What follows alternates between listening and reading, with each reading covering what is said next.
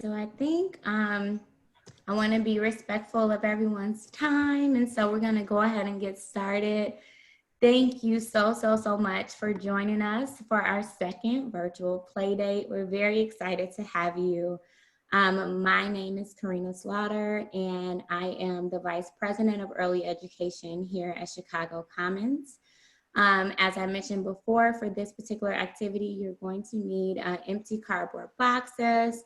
They can be food boxes or anything that's empty, pencils, tape, scissors, and that will get you through this particular activity. If you don't have those, I would encourage you to still stay on, join in with us. I'm sure it'll be a great time, and then you'll know what to do when you do actually get those materials. And so I'm just going to provide a brief overview of Chicago Commons, and then before we get to the activity. So for more than 125 years, Chicago Commons has been committed to empowering individuals, families, and communities to overcome poverty and systemic barriers, embrace opportunities, and thrive across generations. In fulfillment of our mission, we provide high-quality early education, family-centered adult education, and senior services to more than 3,000 individuals annually. We currently have 4 core early learning centers, and we provide support to 8 community partner sites throughout the Chicagoland area. So this evening, we will focus on our early education programs and the unique learning opportunities available for children and staff through the use of the Reggio Emilia approach. So what is the Reggio Emilia approach, and why is it important to Commons? Well, in the devastation following World War II, working class parents from the village of Reggio Emilia, Italy, created a program based on the principles of respect, responsibility, and community through exploration and discovery in a supportive and enriching environment guided by the interest of children. In 1993, Chicago Commons began exploring the Reggio Emilia approach to educating young children because we believe that the elements of the approach supported learning through problem solving, creative thinking, exploration in a way that is meaningful to children and encourages them to seek their own answers.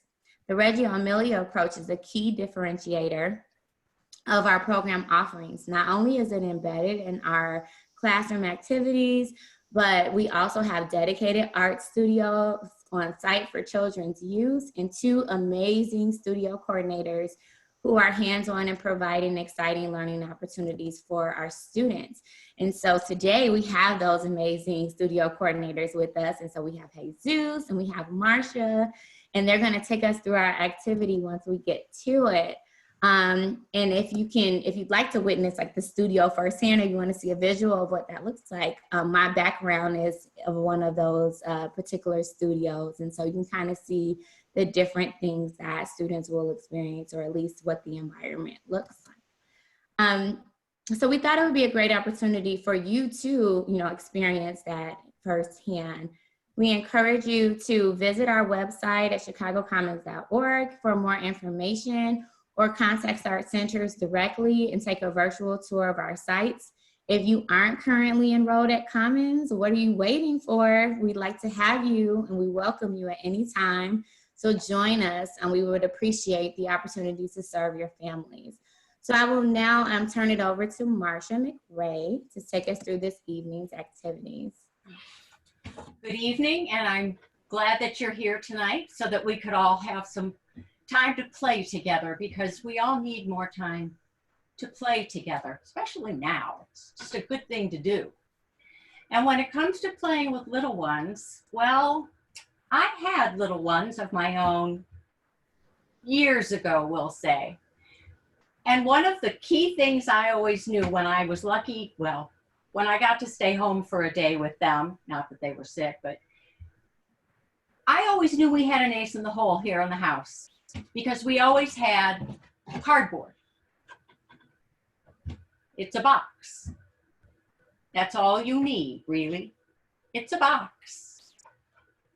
So you might have rice or couscous. You might have a Kleenex box. Very different. You might have a noodle box. They're great. Got those great windows there. You have what? I'm seeing, that's a cone box. You have cones. That's a great shape. Cones are a great shape too. What do you have? Okay, Cheerios. You'll see that we eat Cheerios too. And what is that blue box? Does that hold water? Oh, yes. Can't read that. But that's fantastic. You know one thing though that's really neat about boxes? I have Cracker Box. No matter what shape they are, or how big or small they are, they all have something in common. They all have the same number of sides. Okay, you all have boxes. Help me count. 1, 2, 3, 4, and the top and bottom, 5 and 6. Everybody get 6? All the boxes. One other thing that's really great, let's start opening up the boxes. I have a tab here. I opened mine and taped them. Open up all your ends. Can you open up the ends? This is a great time for some grown-ups to help, because this is hard to do. But you open up the end, and then the box can kind of fold flat. Yeah, yes, like that purple box, like that box. But then if you open up that last side, all the boxes are going to turn into one big flat piece of cardboard.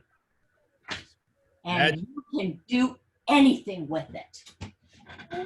Can you open up your boxes and make them big and flat?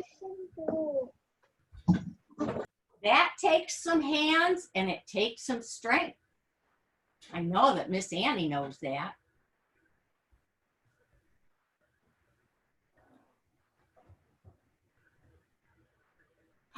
Look at you got a Ritz box. Yes. And you can open that last seam so you can see the inside. Now from there, if I wanted to put it back together, I could have my own empty box, my own empty building. But while you're opening, what have you got there?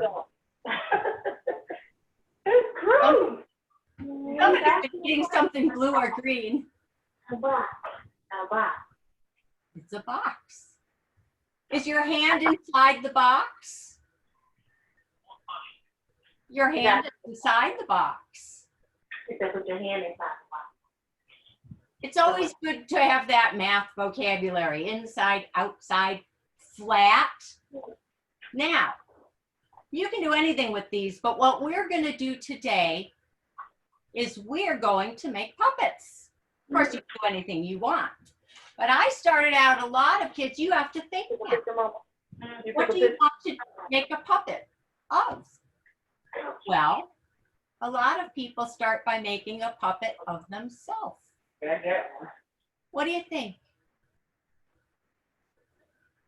I saw the child with the Ritz box almost becoming a robot by putting it in his arm. Are you going to become a robot? That's a different way to use your cardboard box. Cardboard boxes are phenomenal. I made a puppet of me. And you can go ahead and do that. Or you can draw on the box. I have to go back to gallery view to see what other people are doing. I apologize, my machine changed on its own. That's Kiwana. Michaela, have you flattened out your box? Say yes. Yes. Okay. Well, you saw I drew myself, but then I thought, I needed a great dog. I made a puppet of my dog. I can make a puppet.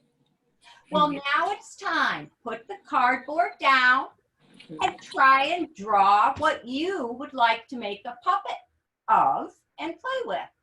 Here's my dog. You kind of like be my leash. Does everybody have their pencils or drawing implements ready to draw? Okay. If you don't, maybe you have something on the table that's or nearby that's a magazine. I cut out a picture of a little girl and I put that one on a pencil. But she's been dancing in my office for a while now. When you spin her, she goes faster and her feet get really fast and she's dancing hard. Marcia, what are you holding that on?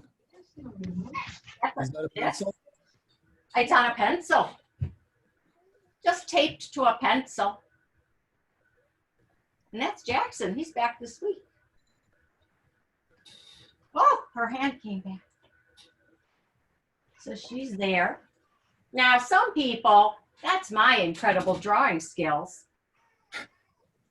I have friends who can draw as beautifully as everyone else. And they draw themselves, and they draw their moms, and they draw their dads. And that's some of the first things we see in our classrooms and our studios. I think Jesus would agree. Yes. We see, and you too, you moms, I know you know that, and dads. You see that. So that's one of the first things one of the first things we see. And this should be an honored drawing, just like all our drawings. But we also often start with something more like this as our first drawings. And I think when you take that and cut it out and just put it on a bit of a Cheerios box piece of cardboard, you can still be holding it up to the youngest ones we have and asking, you drew this, what did you draw? What were you thinking? And then tell them, you made lines, you made dots. And tell them when they went like that, what they did. It's important. And it should be honored. It's their first drawing. But also, as we know, sometimes you draw mom and dad and yourself first. So this might be the first drawing of mom and dad. So you might want to make sure you save that one. Sometimes our 2-year-olds or toddlers will make a series of scribbles in different colors. And then when we ask them, tell me about your work, they'll name every child in the classroom or every family member in their family. And it's really amazing that often the number of colors correspond with the number of family members or classroom classmates. And this starts at a very, very early age. So this idea of communicating, through symbols starts at a very young age. Exactly. They'll tell you time and again, that's grandma. No, that's grandma. No, and then the story may change. Suddenly it's someone different. I had a printout. I'm just showing you some ideas. I hope you're drawing.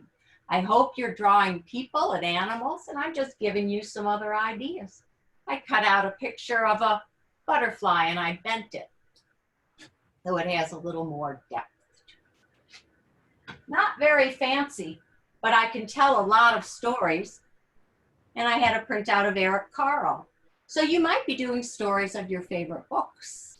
That might be. What's Eric Carle's most famous book? I bet everybody knows this one. Anyone? Marcia, what is it? They may be on mute. Oh, they might be on mute. Hungry Caterpillar. It's a big hit with little kids. Oh, yes. It's a very, very powerful book, popular book. It's very powerful. Mm-hmm. Yeah. Go ahead, Jesus. Yes. Oh, I was just saying that it's a great book because it's fun. It has images. It's collage. It's basically just made with cutouts. And it talks about transformation from a caterpillar to, I think it's a monarch butterfly or some kind of butterfly. Well, it's this kind of butterfly. It's that butterfly. So it's Goes his to show you how beautiful long it's been butterfly. since I read that. But it's important too when you look at this, and I'm not suggesting we talk about it now, but in our classrooms, when we talk about interested animals, we talk about the fact that these are the same on each side. We talk about symmetry while we're learning, you know, I want to do butterflies. Okay, start looking at the fact that they are the same on each side. That's symmetry, and it gets into many other math principles. So it's not that we're leading with a math lesson. That's just part of what we're learning about while we're learning about butterflies. And with the children actually working with their hands and bringing in that thought process and that creativity all at the same time, there's a lot of thinking and learning. So I wanted to show you how to go back to my incredible art skills. If I wanted to do my puppet again, I went and got a milk carton cap. I think that's milk, and I'm gonna just draw a circle, trace it.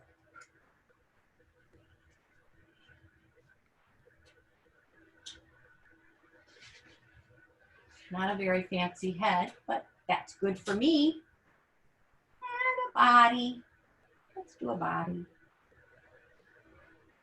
And maybe an arm. And some feet and legs. I'd need glasses and hair. That's really all we're talking about. You can draw a dog, and like I said, it doesn't have to really look like a dog. But when we start to play, we can start having conversations together. We can make puppets of cars. We can take a box of corn pockets. And I just started cutting out some windows. So I have a background. I didn't finish cutting out the door, so it could be. Marcia, And all of a sudden, I'm a queen. I think something that parents can really, one of the most powerful things parents can do when their kids are drawing with a marker or a crayon or something that even just looks like a scribble is to ask the child, tell me about your work. You know, what does this represent, or what are you thinking about? And often you'll get really, really rich dialogue from really young children. And this starts just at about the beginning of life. So that part that Marcia's talking about, you know, asking kids about their drawings, it's very powerful because one, it lets children know that they're valued, that their perspective is valued even at a very young age, and they have a sense of a platform that they feel that they can communicate to people who care. So just wanted to plug that in. Well said, well said. And they start to realize that when I put something on paper, whether it's a drawing or writing, it means something. That's how we start to write. That's how we start to think of words. It's pretty exciting. I had one other I wanted to show you. Looks like a house. But I really was taken with the fact that the Toast-Chi had an open window right there. And so I bought this just so I could have something that would have automatic a window. So look with creativity the next time you go shopping and think along that line. So I'm wondering now again, because my computer changed again, I apologize. Go back to gallery view. All right. Has anybody started cutting out any of their puppets? Jackson's cutting. No? I think you're doing some very careful drawings.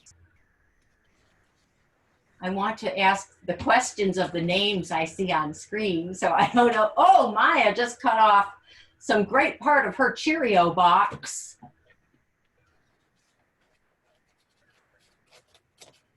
Oh, yeah. Oh, the Ritz. I just love the colors.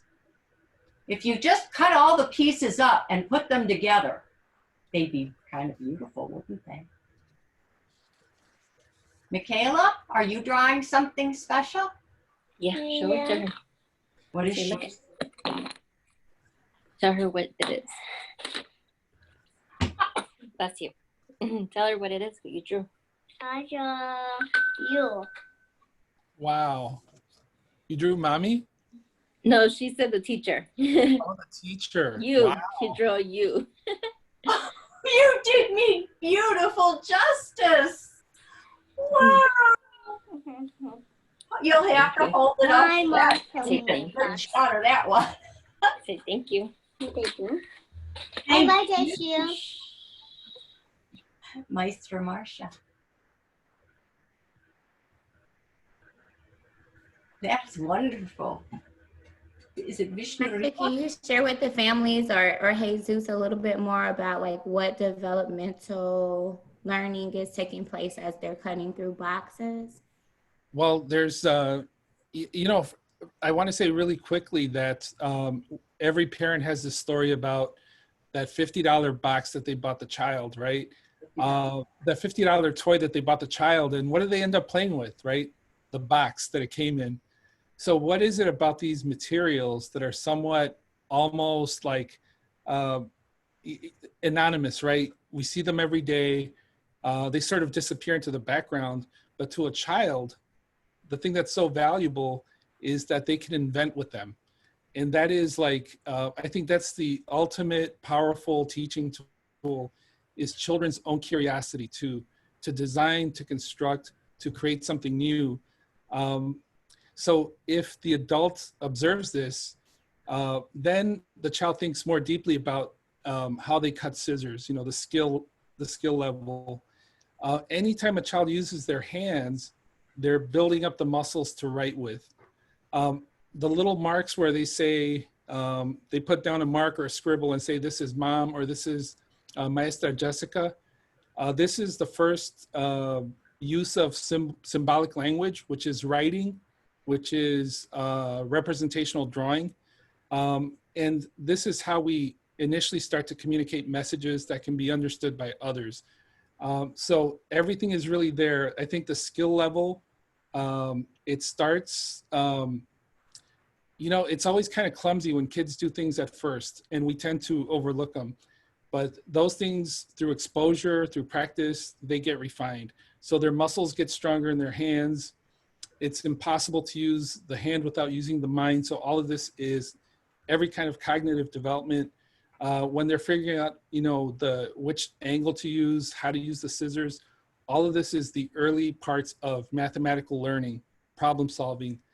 In fact, Chicago Public Schools has the definition of math as problem solving. So, and if we were a STEM program, we would call it engineering.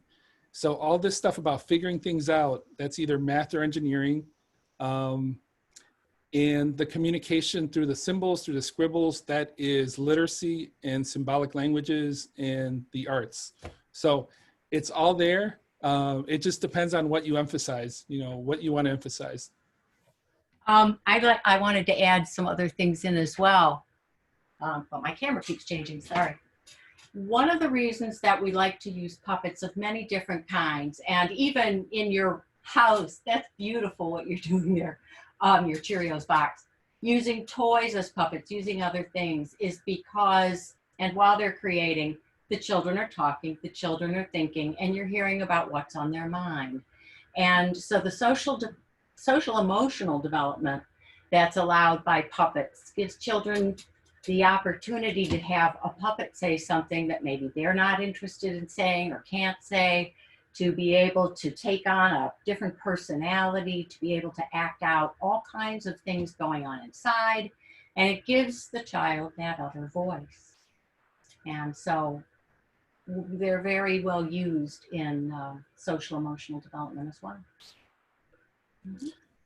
And I want to say really quickly, they say I think it's like the 30,000, like the word gap, that children who do well in school, they know like 3 times the amount of words that kids who don't start off as strong with language. You know, I think the key to that is how much words kids listen to, but also how much they themselves are listened to.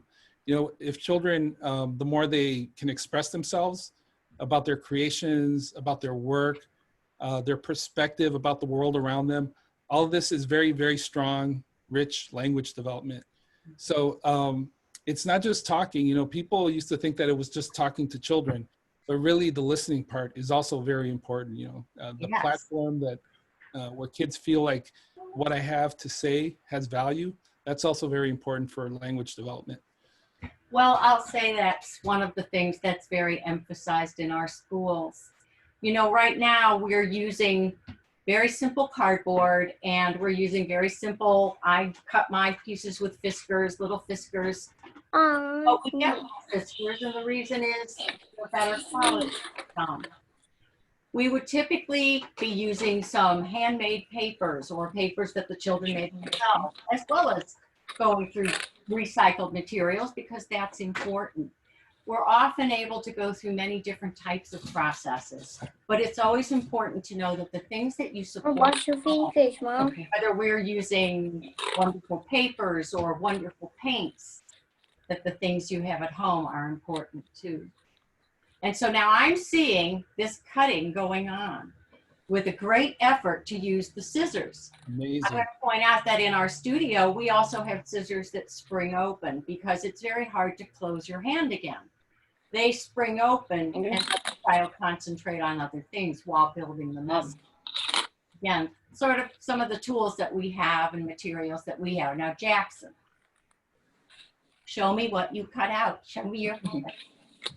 You were making him dance before. I saw that. Go ahead. Nice. I have to dance too. Where'd my puppet go? All right. We're dancing. Maya, how's your puppet? All right. Put it on a stick. Let's have some dancing. Now, we can be doing this all over. Dancing party. Okay. Dancing party, dancing party. Those are looking great. You know what? Who else has one? Because I'm going to show you something else that's really neat to do. I don't know why it keeps doing that. Now, Vishnu Priya and Vidvat have been doing what? I haven't seen yours. Did you cut it out? You have two, Jackson. Yeah. All right. There's something else that you can do with these flat puppets, Please, Mommy. especially at bedtime. Please. I see teacher. And I'm going to point out that the best Teacher. flashlights for this, you have them probably. They're on your phone. And I can take my phone, and you're seeing my fancy canvas here, and I have every one of these I as need a a shadow puppet. I can bring it closer to the light source. I need a phone. Because it wants that. Why? We'll do it later. You can do this later. You can do this at bedtime. But, okay, that's pointing up. Down. Okay, so I've got my puppet going here. I made another puppet. See if you can tell me what this might be a puppet of. What does that look like a shadow of? Can you see the shadow? Does it show up eating the butterfly? I'll come back over here. What is it? Yeah. Hold on, let me take them down. And we have whoop, the shadow of the butterfly. And it seems like you could do it right on your wall. Right on the wall. Yep. If we turned around, I would be on a white wall. But this way, I've even got my butterfly, if you can see the shadow, and if it was a little darker in here. We have our girl, and she's suddenly able to dance in the shadows. And if I put a sheet up, you'd see her as well, just like if you were in a tent camping. Yeah, Jackson's got his puppet moving. I'm seeing Maya. So that's just another aspect to something like this. Now, the thing about doing something like that is you're bringing things closer and further from the light. All of that's about math and space. Oh, So that's, anytime you can add spatial visualization to something, it's always a plus. Plus, shadows can be a lot of fun to play with when you're going to sleep and you just have the flashlight on and you're doing hand shadows with your hands. I love that Jackson's got the puppets down. Maya is working with some special help. Jackson, looks like you used a ruler and a pencil. There's a lot of opportunity for drawing skills and cutting. You know, I feel like kids can do this all day long. You know, once they have this technique down of like cutting, or maybe, you know, if they're not able to cut, maybe parents can cut around the figure. If like the child is 2 and under, maybe the parent can sort of collaborate with the child that way. But it seems like once you have that, you know, the prop, you can, like, That's for a awesome. The brick box. Making a puppet. I think for the very young children, the ones who cannot do that drawing and the ones that's why I thought that this was appropriate. You see, at Mia, we have baby rooms. It's really wonderful. And at no age are they too young to say, oh, look at this girl. And to have a whole conversation, full sentences, again, referencing what Jesus was saying about a word gap in different areas. The more we speak to the children, the more they speak back. And all of a sudden they may sound a little garbled, but they do it in full sentence structure. And it's, you know, they're thinking. And it's because we give them these opportunities for pretend play. Other ways to look at science, you're blocking light, you're making shadows, you're making up stories. so all of this is different ways for children to develop ideas, to develop theories about the world around them, and ways for children to communicate. So this thing about, you know, having all these different materials is it provides different avenues for children to communicate their theories, to communicate, you know, some story they may have. It doesn't even have to be anchored in reality, just so children have the opportunity to express themselves. One thing to remember as Marsha's talking about dogs and, you know, these sort of fantasy creatures and storytelling is that children combine fantasy with reality to get a higher understanding of the world. So all of this is valuable, and just interacting with your children is very powerful social, emotional development for them. I'm sorry, Opportunity. Marsha, go ahead. I want to see the other puppets.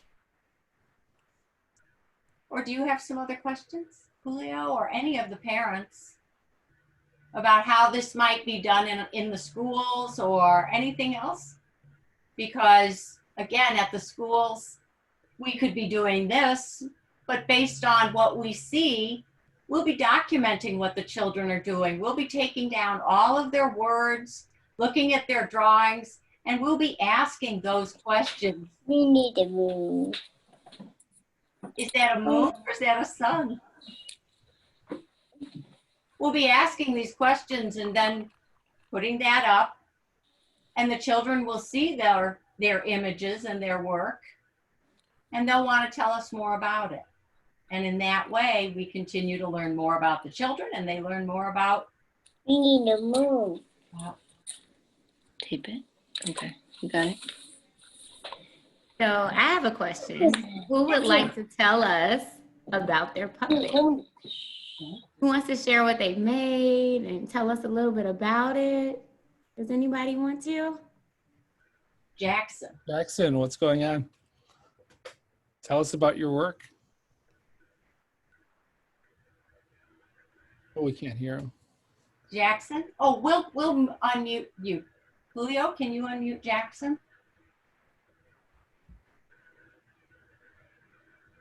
I did my mommy and my dad and me.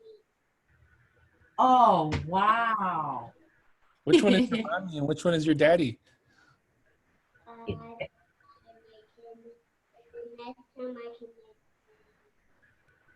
make Say that again, honey. that. This is me. This is my mommy. And then mommy. And that's your daddy.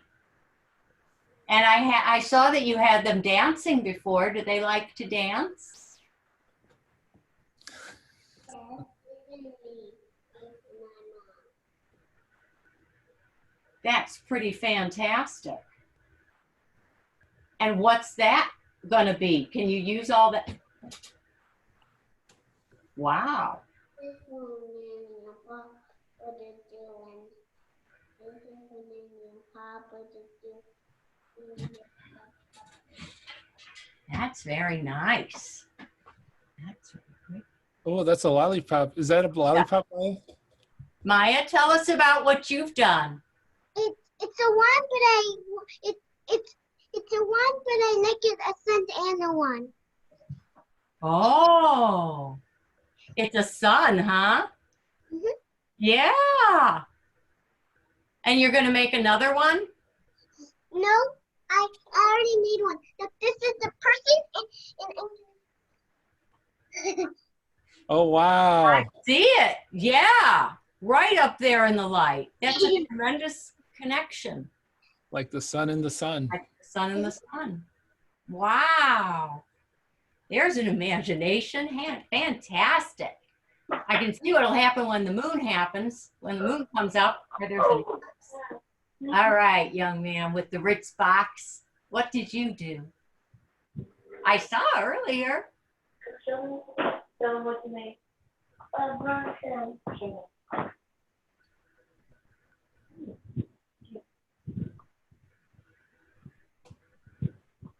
It has great shape. It has great movement. Did you make all those lines and holes in the cardboard? You made those lines and holes. Wow, you really went to town on that. That's fantastic. I like those hard lines you drew, but those holes are pretty special. Well, thank you. You can see light through those, I bet. Through those holes? Maybe. Can't. I think you can. Whoa, if you put it in the window, you'll see light come through it. Yeah. And we have other people. Look, Daddy, Can we click to another window? Jackson's still dancing. That was Kiwana. Silly. I don't know. And Michaela. Yeah. Michaela. Let's see that. a moon. I made a moon A moon. Like up in the sky? and that's me, Wow. and that's my daddy, and that's my mama. They found me. Family on the moon. Wow. Yeah, that's daddy's scared. Go. That's Daddy? Yeah, and that's my mom. He's helped me all day, all along. That's, wow, you have a great drawing technique. I like that. Is that You are hair gonna teach it. up on top? Yeah. I made a moon like my family, like college, like friends, like real friends. When my you will come with years, we'll come home. We'll go out and look at the moon tonight. Tonight we come home. Yeah. Oh, at night you come home. And the moon said come home to The moon eat said, Yes. space. It tells us that it's later. Space. Yeah, I love that association of like the daytime, right? Like when the moon is out, it's later, you know, and that's what we listen to in children's in children's language is the poetic way they speak, right? An adult might say, we come home in the evening, but a child might say, like, the moon tells us it's time to come home. Beautiful. Mm-hmm. Yeah. Okay, and there's Jackson. Now, we have some other people on. I see because of numbers, but I don't know if there are other children. I loved your son. Her son, Ann Bunch. Oh, hi, Teresa. Okay. Well, there's some other teachers on then, too. I'll go back to gallery. Were there other questions? Hello, Ann Bunch. Oh, can we unmute? Hi. Oh, I can't hear. So I Michaela, is that your? Oh, yeah. this is my mommy, and she's taking a walk. Where's she going? To the park, and she has her mask on. Oh, And she has her mask on. Well, that's very good. That's very good. Are you going to, do you have a puppet? Are you going to walk with her? I want to make this one puppet, and then I like it the way like this. So your mom is walking in the sun.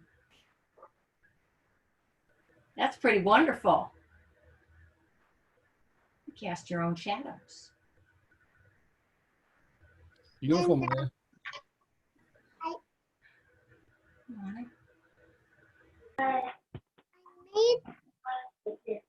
So if you have other thoughts, again, you can use that cup. Because I made my mommy because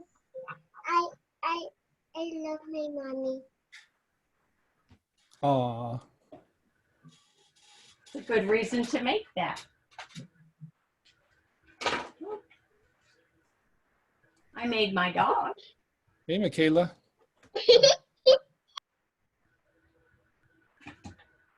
Is that? That's Oh, I that. like the face on there. I see the facial features. Mhm. And that's the hair. She said earlier. Her hair. And that's me with my family. Bye-bye, Daddy. Bye-bye, Mama. What's your family doing? Oh, mommy, daddy's kissing mommy. Yeah. They go, bye-bye, Daddy goes. What else is- Bye-bye, Daddy. I Oh, have you go- another class and I'll drop off. No, you need a robot like Nancy. A robot? Okay, we'll make a robot. Are you a robot? Yeah. Boxes make good robots. But robots can be any shape. Watch chicken. Point is that these boxes, you can draw any kind of animals. If you're thinking about animals, if you have a book going on, take a look at the books. And you can, if you have a printer, you can print out something and cut it. You've got pictures out of magazines. There's a ton of ways. And then again, when you're there with the very youngest ones, you're the one who's sort of narrating or making up a story about anything from a hippo to put the hippo that way, hippo to a butterfly. You can make up any story, or they just want to hear your voice when they're really little and you're asking questions. Can you see the orange butterfly? Can you see the wings fluttering? Great to use vocabulary. Okay. Yeah, so I think everyone has their beautiful artwork. Everyone has crafted some pretty neat and innovative designs. And hopefully today you learned something new, or at least some inexpensive, fun ways to keep your children engaged while they're at home.